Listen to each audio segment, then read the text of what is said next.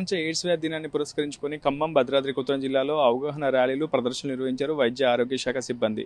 ఈ కార్యక్రమానికి ముఖ్య అతిథులుగా జిల్లా వైద్య ఆరోగ్య శాఖ అధికారులు హాజరయ్యారు.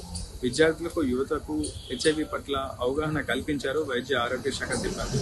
జిల్లాలో గత ఏప్రిల్ నుంచి అక్టోబర్ వరకు మొత్తం 61,000కు పైగా హెచ్ఐవి వ్యాధి నిర్ధారణ పరీక్షలు నిర్వహించగా సుమారు 288 మందికి హెచ్ఐవి పాజిటివ్ కేసులు నమోదైనట్లు వైద్య ఆరోగ్య శాఖ సిబ్బంది వెల్లడించారు. మొత్తం 17,000 పైగా హెచ్ఐవి వ్యాధి నిర్ధారణ పరీక్షలు మాతా శిశువు గర్భిణీలకు చేయగా దాదాపు 12 మందికి పాజిటివ్ గా సోకినట్లు వైద్య ఆరోగ్య శాఖ అధికారులు వెల్లడిస్తున్నారు. ఏదేమైనా దేశవ్యాప్తంగా హెచ్ఐవి కేసుల సంఖ్య పెరగడం అందరినీ కూడా ఆందోళన గురిస్తుంది. దేశంలోనే మిజోరం తర్వాత తెలంగాణ 2వ స్థానంలో నిలిచినట్లు వైద్య ఆరోగ్య శాఖ అధికారుల గణాంకాల్లో వెల్లడవుతుంది.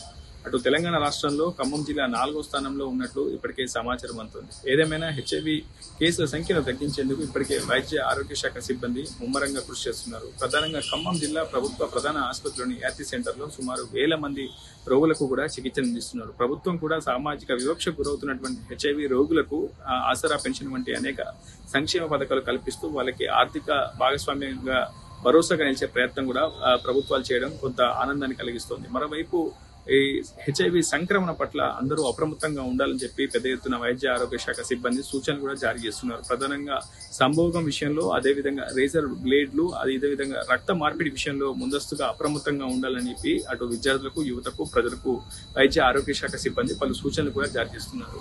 మొత్తం ఖమ్మం జిల్లా వ్యాప్తంగా 17,000కు పైగా హెచ్ఐవి యాక్టివ్ కేసులు ఉన్నట్లు కూడా వైద్య ఆరోగ్య శాఖ అధికారులు చెబుతున్నారు.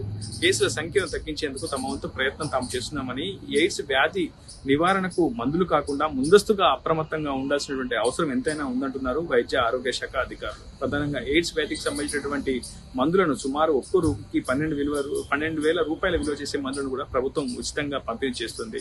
కొంతమంది ఈ కేసులకు సంబంధించి పాజిటివ్ సోకినప్పటికీ వైద్య ఆరోగ్య శాఖకు సిబ్బందికి చిక్కకుండా అటు పూర్తిగా వాళ్ళు ప్రైవేట్ లో చికిత్స పొందడం కొంత ఆందోళన గురిచేస్తుంది. ప్రభుత్వ ఆసుపత్రిలో హెచ్ఐవి రోగులు చికిత్స పొందడం ద్వారా పూర్తిగా వాళ్ళపై ఎప్పటికప్పుడు శ్రద్ధ వహించడంతో పాటు వాళ్ళలో రోగ నిరోధక శక్తిని పెంపొందించే ప్రయత్నం తాము చేయగలమని చెప్తున్నారు వైద్య ఆరోగ్య శాఖ అధికారులు. ఇది ఇప్పుడు ఉదయ్ RTV ఖమ్మం నుంచి.